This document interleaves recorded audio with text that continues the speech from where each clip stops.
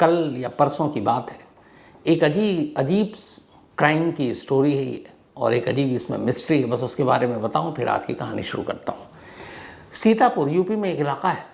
उसी सीतापुर में एक शख्स के घर में, फैमिली में, प्रॉपर्टी को लेकर झगड़ा चल रहा था, और ख़ासतौर पर उसका अपनी भाभी के साथ ज़्यादा झगड़ा था। तो एक रोज़ वो प्लान करता है कि प्रॉपर्टी पूरा अपने हाथ आ जाए तो क्यों ना भाभी को मार दो।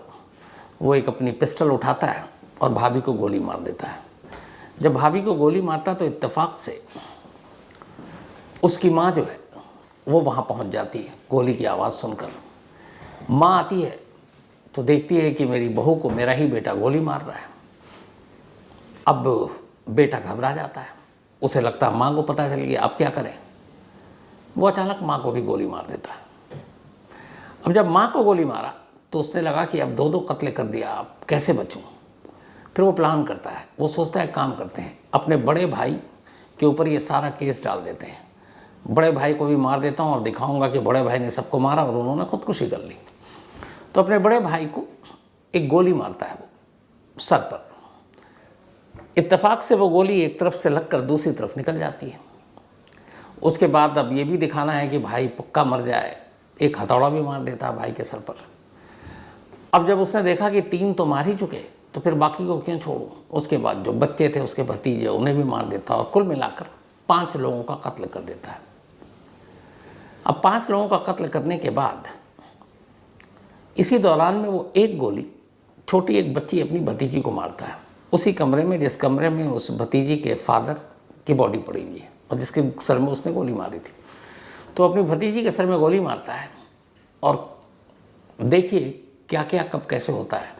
जो बेटी के सर में गोली मारी उसने, तो वो गोली एक तरफ से लगी और दूसरी तरफ से निकलकर उसके बड़े भाई के सर में फिर से जाकर लग गई। तो एक गोली 2 लोगों को लगी। और जब ये सब हो गया तो फिर उससे लगा कि अब तो यार 5 कत्ल कर चुका हूँ, अब क्या। तो फिर वो खुद भी खुदकुशी कर लेता है। जो प्लान उसने किया था भाई की मौत के लिए, फिर वो खुद ही कर लेता। तो एक साथ 6 मौत। तो ये अजीब चीज़ थी कि एक शख्स जिसको ऑलरेडी सर में गोली मारी, फिर एक बच्ची को मारता है, बच्ची के सर से गोली निकलकर उस मुर्दा शख्स के सर में फिर से जाकर गोली लगती है। क्या कहें। और अजीब ये कि थोड़ा सा वही ज़मीन जायदाद, लालच, पैसे, और 6 लोगों की मौत। सीतापुर की ये भी 24 से 48 घंटे पुरानी कहानी है, और बाकी इसकी डिटेल में कहानी आप सुप्रतिम बनर्जी से सुनिएगा। अब आते हैं आज की कहानी के ऊपर। बात है 19 दिसंबर 2015, सुबह ठीक 5 बजे 19 दिसंबर 2015 को पाकिस्तान के मुल्तान जेल में एक फांसी होनी थी, और जिस शख्स को फांसी होनी थी उसका नाम था चौधरी मोहम्मद अनवर। चौधरी मोहम्मद अनवर पर एक कत्ल का इल्ज़ाम था, और 2015 में फांसी होनी थी। करीब 22 साल से वो जेल में बंद था। तो 19 दिसंबर की सुबह 2015 में 5 बजे फांसी होनी थी। उससे पहले 18 दिसंबर की रात और उस दिन पूरे दिन पाकिस्तान के कानून और जेल मैनुअल के हिसाब से उससे पूछा गया, भाई तुम्हारी आखिरी ख्वाहिश क्या है। तो उसने कहा अपनी फैमिली वालों से मिलना है। तो उसके घर में जो माँ बाप, भाई, वो लोग जेल में मिलने के लिए आए। सारी मुलाकात हुई, मिलकर लौट गए। रात को उससे आखिरी ख्वाहिश पूछी गई, और अब वो मुल्तान जेल की एक काल कोठरी में अकेला बंद है। तमाम जो जेल के सुरक्षा गार्ड हैं उस काल कोठरी पर नज़र लगाए हुए हैं, क्योंकि जिसे भी फांसी दी जाती है वो जब अकेला होता था कभी भी कुछ भी अपने आप को भी नुकसान पहुंचाने की कोशिश करता है। लगभग अपने देश के जैसा जेल पाकिस्तान का भी हाल। तो अब उसको सुबह फांसी होनी है, मौत से पहले वो खुद को नुकसान ना कर ले। तो पुलिस वाले उसकी निगरानी कर रहे हैं, और वो काल कोठरी में बंद अपनी सारी गुनाहों के लिए माफ़ी मांग रहा है। और बस ये है कि अब उसे अगले कुछ घंटों में मौत मिलनी है। इसी काल कोठरी में रहते हुए वो पिछले इतने सालों में 30-40 मौत तो देख चुका था फांसी की। जब भी किसी काल कोठरी से किसी कैदी को फांसी पर चढ़ाने के लिए ले जाते तो ये तमाम काल कोठरी को लोग देखते और फिर डरते और इंतज़ार करते कि अगली बारी उनकी है और ये वैसे ही ले जाएंगे। तो वो देखता कि कई पैरों पर खड़े नहीं हो पा रहे हैं, कई काँप रहे हैं, कई को टांग कर ले जा रहा, कई को घसीट कर ले जा रहा, कई चीख रहे हैं, रो रहे हैं मुझे बख्श दो। लेकिन जल्लाद, कानून, जेल, जेलर जब सज़ा हो गई तो कहाँ बख्शेंगे। तो अपने सामने ऐसे बहुत सारे लोगों को जाते हुए देखा। अब 18 दिसंबर 2015 की रात उसकी ज़िंदगी की आखिरी रात, और अब करीब करीब अगले करीब 6-7 घंटे बजे थे जब उसको फांसी पर चढ़ाया जाना था। खाना वाना पूछा गया, उसने सब मना कर दिया, क्योंकि उसे मालूम है अब मरने जा रहे हैं, मौत का खौफ बहुत बड़ी चीज़ होती है। जेल के जेलर, बाकी लोग, वो सब आए, उससे ख्वाहिश पूछी, नए कपड़े भी दिए, उसको बताया कि तुम्हें फांसी होने से पहले तुमको नहाना है, तुमको अगर नमाज़ पढ़नी है तो पढ़ लेना, और दुआ करनी है तो कर लेना, किसी मौलाना की ज़रूरत है तो भेज देंगे। ये सारी उससे आखिरी बातचीत हो रही है, और वो बेसुध बदहवास जैसे पत्थर का बुत। अब उसे लगता है कि बस मालूम है कि मरने जा रहे हैं। धीरे धीरे घड़ी की सुई आगे बढ़ रही है। शाम होते होते, सूरज डूबने से पहले उसके सारे मिलने वाले मिलकर चले गए। अब उसे मालूम है अनवर को कि ये मेरी आखिरी मुलाकात है, मैंने अपने घर वालों को आखिरी बार देखा है। उसके बाद वो काल कोठरी में वापस, पुलिस वाले उससे बात करने की कोशिश कर रहे हैं, उसकी ज़ुबान भी नहीं चल रही है, और बिल्कुल खामोश निढाल। तभी ठीक रात में घड़ी के 10 बजते हैं। अब कुल 7 घंटे बाकी हैं उसकी ज़िंदगी और मौत के बीच। ठीक 5 बजे उसे फांसी के पंधे पर चढ़ाना था, और 4:30 बजे उसे काल कोठरी से निकालकर उस तख्ते तक ले जाना था, मुल्तान जेल के। लेकिन तभी 10 बजे काल कोठरी के बाहर उसके 4 पुलिस वाले पहरा दे रहे हैं। अचानक तेज़ कदमों से मुल्तान जेल का जेलर और उनके साथ उनके 2 स्टाफ लपकते हुए उसके सेल के पास आते हैं, और सेल के पास आने के बाद उससे कहते हैं, मुबारक हो, तुम्हारी मौत कल नहीं होगी, मौत टल गई है। पहले तो उसे लगा अनवर को कि ये सब मजाक है, और शायद मुझे होश व हवास में रखने के लिए झूठ बोल रहे हैं, क्योंकि मौत के डर से उसकी हालत ख़राब, हवा ख़राब थी। पर उन्होंने कहा नहीं, तुम्हारी अपील पे फैसला आया है, और तुम्हारी फांसी को फ़िलहाल होल्ड पर डाल दिया गया, और ये रहा उस हाई कोर्ट का ऑर्डर। उन्होंने ऑर्डर की कॉपी अनवर की तरफ बढ़ाई। पढ़ा लिखा था वो, उसने कॉपी देखी। जब उसने फैसला पढ़ा तो अचानक चीख पड़ा। ये उसकी खुशी की चीख थी। 7 घंटे पहले अनवर की मौत रुक गई। अब ऐसा क्या ऑर्डर था, और क्यों अनवर की फांसी रुकी, और क्यों 7 घंटे पहले रुकी? आखिरी मुलाकात घर वालों से हो चुकी, आखिरी ख्वाहिश पूरी हो चुकी। अब बस उसे मरना था, लेकिन मौत से पहले ये नई ज़िंदगी उसे कैसे मिली? तो इस पूरी कहानी की शुरुआत होती है 1993 में, 1993 में। 1993 मुल्तान के करीब एक गोगामड़ी इलाका है, उसी गोगामड़ी में अनवर रहा करता था। अपने परिवार के साथ भाई थे, भाभियाँ थी, और इस वक्त उसकी उम्र करीब 17.5 से पौने 18 साल के बीच थी, 1993 में। और सब कुछ ठीक ठाक चल रहा था, घर वाले से भी सब ठीक थे। 6 मार्च 1993 को अनवर के बड़े भाई का किसी गांव वाले से झगड़ा हो गया।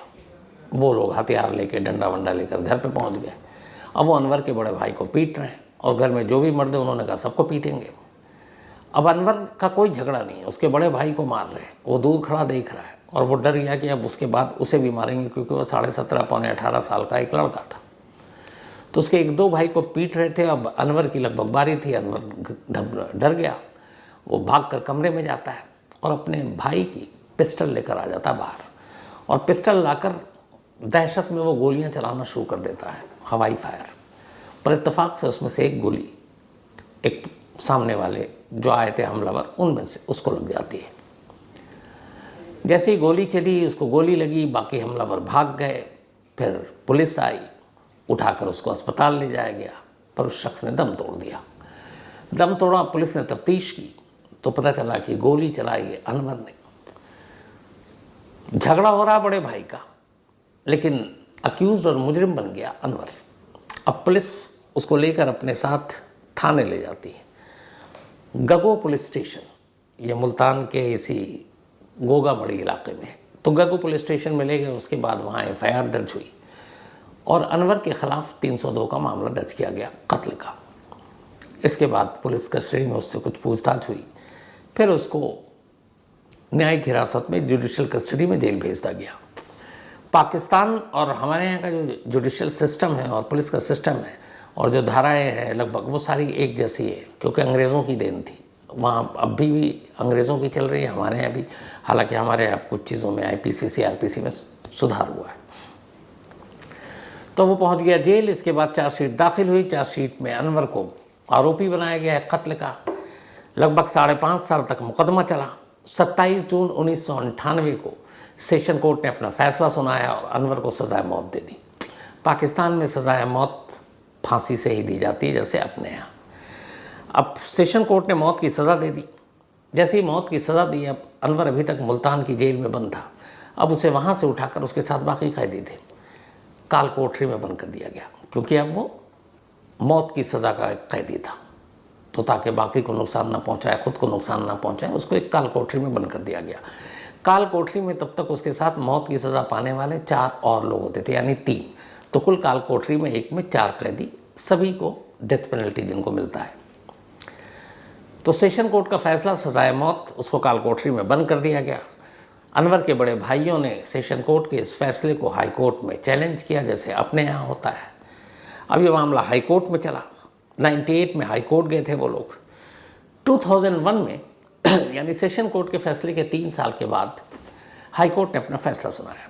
हाई कोर्ट ने सेशन कोर्ट के फैसले को बरकरार रखा और अनवर की फांसी को बरकरार रखा, रहम करने से मना कर दिया। अब जैसे ही अनवर की अपील खारिज हो गई हाई कोर्ट में, अब अनवर को उन 4 कैदियों के साथ जो काल कोठरी में रखा गया था उससे निकाल कर अब सिंगल काल कोठरी में रख दिया गया। पाकिस्तान के जेल मैनुअल में यह है कि मौत की सज़ा पाने वाला कैदी सेशन कोर्ट में जब तक है तो 4 के साथ काल कोठरी में, लेकिन अगर हाई कोर्ट जैसी उसकी अपील खारिज करती है तो फिर उसे अकेला काल कोठरी में बंद कर दिया जाता और उसके साथ कोई नहीं होता। अब उसकी पूरी ज़िंदगी अंधेरे में रहती है तब तक जब तक कि वो फांसी के तख्ते तक न पहुंच जाए। तो हाई कोर्ट के फैसले के बाद उसकी ज़िंदगी में ये चेंज आया कि अब वो अकेला हो गया और काल कोठरी में बंद कर दिया गया। अब हाई कोर्ट के इस फैसले के बाद घर वालों ने सुप्रीम कोर्ट में अपील की, लेकिन सुप्रीम कोर्ट में इस मामले की सुनवाई शुरू होती उसी वक्त हुआ ये कि तब पाकिस्तान के प्रेसिडेंट थे जनरल परवेज़ मुशर्रफ। मुशर्रफ ने पाकिस्तान में गद्दी संभालते ही राष्ट्रपति का, सदर का एक नया कानून बनाया। उन्होंने कानून ये बनाया कि पाकिस्तान में जो कोई क्राइम करते हुए अगर उसकी उम्र 18 साल से कम है तो फिर उसे किसी भी कीमत पर सज़ाए मौत नहीं दी जाएगी। उसकी सज़ा को उम्र कैद में तब्दील कर दो। सेम ये कानून हमारे यहाँ है, बालिग और नाबालिग वाला, कि 18 से कम वाले को 3 साल के लिए आप वो भी अलग भेजते हैं, जेल में रखते नहीं हैं, आप बाल सुधार गृह भेज देते हैं, चाइल्ड रिमांड होम। तो मुशर्रफ ने ये कहा कि जो भी नाबालिग हैं जिस वक्त क्राइम हुआ और उनकी उम्र अगर 18 साल नहीं हुई है तो उनको आप फांसी नहीं दे सकते, बल्कि उनको उम्र कैद दे सकते हो। अब जैसे ही पाकिस्तानी सरकार का ये नया कानून आया, अनवर के भाइयों ने फ़ौरन इलाहाबाद, उसी जो पाकिस्तान का हाई कोर्ट है, वहाँ उन्होंने अपील दायर कर दी कि नया कानून और ये कानून हमारे भाई पे लागू होता है, क्योंकि जिस दिन 6 मार्च 1993 को उसके हाथों एक कत्ल हुआ तब वो 18 साल का नहीं हुआ था, बल्कि 17.5 से 18 साल के दरमियान था। पाकिस्तान के और भी जेलों में बंद बहुत सारे ऐसे कैदियों ने फिर इसी कानून का हवाला लेकर अपील कर दी कि भाई हम तो नाबालिग थे क्राइम करते वक्त और हमें फांसी की सज़ा मिली हुई है। जिन्हें उम्र कैद की मिली थी वो उन्होंने खैर अपील नहीं की। तब जब ये अपील की तो फिर कोर्ट ने फैसला सुनाया कि ठीक है, इन लोगों का मेडिकल टेस्ट कराओ ताकि उससे पता चल सके कि इनकी उम्र कितनी है और क्राइम करते वक्त कितनी होगी। ये आसानी से पता चल जाता है। तब मुल्तान जेल में बंद कुल ऐसे 22 कैदी थे जिन्होंने ये दावा किया कि जब उन्होंने क्राइम किया था, और ये 22 के 22 मौत की सज़ा पाए हुए लोग थे, तब हम नाबालिग थे। जब ये 22 ने अपील दायर की तो फिर हाईकोर्ट ने कहा कि इन सब का मेडिकल टेस्ट कराओ। इसके बाद इन सब का वहीं मुल्तान के एक निश्तर मेडिकल कॉलेज है, निश्तर मेडिकल कॉलेज में एक मेडिकल बोर्ड बैठा और उस मेडिकल बोर्ड की निगरानी में इन 22 लोगों का मेडिकल टेस्ट हुआ। मेडिकल टेस्ट की रिपोर्ट आई, कोर्ट को सौंपी गई। जब मेडिकल रिपोर्ट की जो रिपोर्ट है कोर्ट को सौंपी गई तो उनमें से कोर्ट ने 21 लोगों को बरी कर दिया, ये कहकर कि ये सब नाबालिग थे क्राइम करते वक्त, और सिर्फ एक की सज़ा बरकरार रखेगी नहीं, तुम्हारी सज़ाए मौत बरकरार है, और वो था यही अनवर। जबकि अनवर का कहना था कि वो उस वक्त नाबालिग था, लेकिन हाई कोर्ट ने मेडिकल रिपोर्ट के आधार पर खारिज कर दिया। अब अनवर के घर वालों का था कि हमारे पास डेट ऑफ बर्थ के सारे सबूत, सारी चीज़ें हैं, लेकिन पता नहीं मेडिकल बोर्ड ने ऐसी रिपोर्ट क्यों दी। तो खैर अब हाई कोर्ट ने अपील खारिज कर दी। अब हाई कोर्ट ने जब अपील खारिज कर दी तो फिर उनके भाई पहुंचे सुप्रीम कोर्ट। 2007 में सुप्रीम कोर्ट में ये मामला सुनवाई पूरी हो गई इसकी। हाई कोर्ट ने इनको सज़ा दी थी 1998 में, सेशन कोर्ट ने, उसके बाद 2001 में हाई कोर्ट ने। अब 2007 में ये मामला पाकिस्तान के सुप्रीम कोर्ट में पहुंचा। सुप्रीम कोर्ट ने अपना फैसला सुनाया। फैसला ये कि सेशन कोर्ट और हाई कोर्ट का फैसला सही है और अनवर को फांसी की ही सज़ा मिलेगी, तो उसे फांसी पर चढ़ा दो।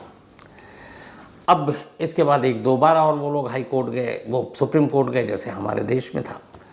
अब उनके पास आखिरी अनवर की ज़िंदगी बचाने का एक ही मौका, एक ही दरवाज़ा था, और वो था पाकिस्तान के प्रेसिडेंट, यानी कि सदर, यानी कि राष्ट्रपति। सेम अपने यहाँ जैसे रहम की अपील, दया याचिका। तो अनवर के परिवार वालों ने अनवर की बिहाफ पर पाकिस्तान के प्रेसिडेंट के यहाँ एक अपील फाइल की कि उसके साथ रहम बरता जाए। क्राइम करते वक्त वो नाबालिग था। अब पाकिस्तान के प्रेसिडेंट के पास ये मामला पहुंचा। पाकिस्तान के प्रेसिडेंट ने इस पर सरकार की राय ली, और फिर 2015 में पाकिस्तान के सदर ने भी अनवर की अपील खारिज कर दी। इस अपील के खारिज होने का मतलब था कि अनवर के पास अब कोई रास्ता नहीं बचा है, अब उसे फांसी पर चढ़ना ही होगा। पहले सेशन कोर्ट, फिर हाई कोर्ट, फिर सुप्रीम कोर्ट, फिर प्रेसिडेंट। अब कानून के सारे दरवाजे, रास्ते बंद। तो जब प्रेसिडेंट ने उसकी अपील खारिज कर दी, उसके बाद कुछ दिनों के बाद सेशन कोर्ट ने डेथ वारंट जारी कर दिया, और डेथ वारंट पे साइन हो चुका। तारीख मुकर्रर की गई अनवर की फांसी की 19 दिसंबर साल 2015 सुबह के ठीक 5 बजे। अब धीरे धीरे वक्त बीत रहा है, डेथ वारंट साइन हो चुका है।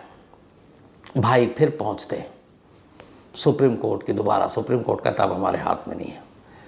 सेशन कोर्ट जाते हैं, कहते हैं अब हमारे हाथ में नहीं है।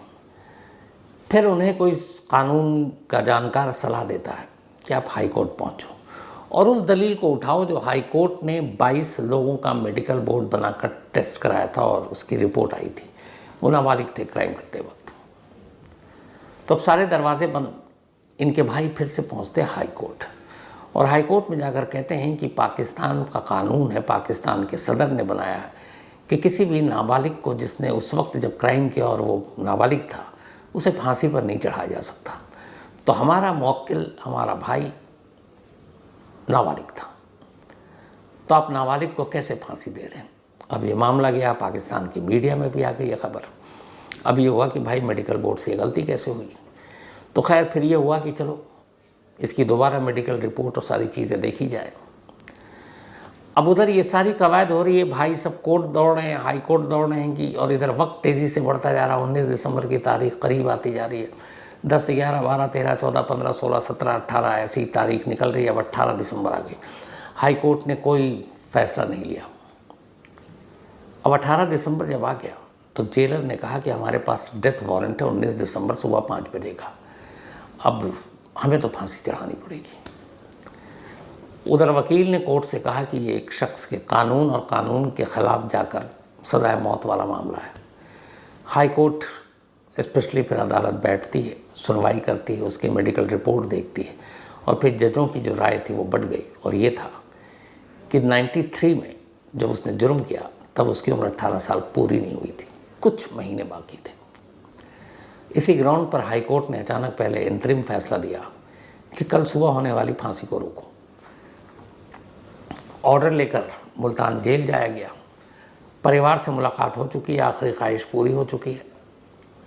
10 बजे रात को जेल के पास ही ऑर्डर पहुंचता है और अनवर की फांसी रुक जाती है। अब फांसी रुक गई, इसके बाद अनवर को फिर से काल कोठरी में से निकाल कर बाकी कैदियों के साथ रखा जाता है और अब एक सुनवाई जारी रहती है कि फांसी तो रुक गई, लेकिन ये इतने सालों से जेल में है, तो अब क्या करें इसकी उम्र कैद। पाकिस्तान में भी वही 14 साल वाला चक्कर था। चलता रहा। हाईकोर्ट में ही ये मामला जिसने फांसी रुकवाई वहीं सुनवाई होती रही और आखिरकार 2021 में हाईकोर्ट ने अपना फैसला सुनाया और उसने कहा कि अनवर ने जो गुनाह किया था उसके लिए वो 28 साल जेल में काट चुका है और चूंकि वो नाबालिग था और कानून ये है इसलिए उसको सजाए मौत दे नहीं सकते, तो अब उम्र कैद शायद उसने अपने उम्र कैद से दुगना काट लिया है, 28 साल, इसलिए उसको रिहा कर देना चाहिए। और आखिरकार 2021 में अनवर मुल्तान जेल से रिहा हो जाता है। इन 28 सालों में अनवर अलग अलग जेलों में रहा, मुल्तान के जेलों में रहा, धेड़ी के जेल में रहा और अनवर ने अपने सामने 50 लोगों को काल कोठरी से निकलकर फांसी के तख्ते की तरफ जाते हुए देखा। और ये वो कैदी थे जिनसे वो बातचीत भी करता था, हर एक का केस लटका हुआ था और उनको वो लड़खड़ाते हुए, डगमगाते हुए, डरते हुए, कांपते हुए, घसीटते हुए ले जाते हुए उसने अपनी आंखों से देखा। तो जब वो देखता था और चूँकि वो खुद काल कोठरी में था तो उसे एहसास होता था कि एक रोज़ ये लोग मुझे ऐसे ही ले जाएंगे। मौत का एहसास हर पल उसे बेहद करीब से होता था और इसीलिए जब उसका डेथ वारंट आया उस रात उसे एहसास था और वो यही सोच रहा था। उसने एक इंटरव्यू में बताया कि अगली सुबह कुछ ऐसी ही चाल उसकी भी होगी, लेकिन 7 घंटे पहले मौत किनारे और उसको ज़िंदगी वापस मिल गई। अनवर ने बताया कि करीब 50 लोगों को उसने देखा काल कोठरी से फांसी के तख्ते तक जाते हुए। उसने कहा कि जब भी किसी कैदी को फांसी के लिए ले जाते थे और उसको फांसी हो जाती थी तो अगले 1-2 दिन तक उस जेल में बंद जितने भी डेथ पेनल्टी का इंतज़ार कर रहे हैं, यानी अपनी अपनी मौत का इंतज़ार कर रहे हैं, उनमें से कोई भी कैदी खाना नहीं खाता था, उनसे खाया ही नहीं जाता था। उसकी वजह ये थी कि तो उनके बीच का कैदी गया उसको जाते हुए देख रहे हैं और दूसरा फिर उन्हें एहसास होता था कि हमारे साथ यही होने वाला है, तो भूख प्यास सब मर चुकी होती थी उनके मरने से पहले। तो करीब 2 दिन तक कोई खाना नहीं खाता था। पाकिस्तान की जेल में अगर मैं बात करूं 2008 से 2014 तक फांसी पर रोक लगी हुई थी पूरे पाकिस्तान में और उसकी वजह ये थी कि इंटरनेशनल ह्यूमन राइट्स के कुछ शिकायतें थीं पाकिस्तानी अथॉरिटी, पुलिस और जेल प्रशासन पर। तो उन्हीं इंटरनेशनल ह्यूमन राइट्स ग्रुप्स के दबाव में आकर पाकिस्तान ने अपने फांसी पर रोक लगा दी थी पूरे 6 सालों के लिए, 2008 से 14, और कोई फांसी नहीं हुई और शायद आगे नहीं होती। लेकिन फिर अचानक 2014 में, दिसंबर 2014 में तालिबान ने पेशावर के एक स्कूल पर अटैक कर दिया था जिसमें करीब 150 से ज़्यादा बच्चे मारे गए थे। इस हमले ने पाकिस्तान सरकार और पुलिस को फिर से ये कहा कि नहीं, डेथ पेनल्टी को खोल दो, और उसके बाद डेथ पेनल्टी शुरू हो गई। और उसके बाद से अब तक 2014 में हुआ था दिसंबर में, जनवरी 2015 से लेकर अभी 2024 तक पाकिस्तान की अलग अलग जेलों में कुल 515 लोगों को फांसी के तख्ते पर चढ़ाया गया, 515 लास्ट 9 ईयर्स में, और 4200 अब भी इंतज़ार कर रहे हैं अपनी मौत की बारी का। हालांकि हमारे यहाँ इस दौर में अगर देखें 2015 से 24 तक तो कितने होंगे, शायद 10, क्योंकि निर्भया के 4 हैं, बाकी 3-4 और 10 भी नहीं, 7-8। तो ये थी आज की कहानी। कैसे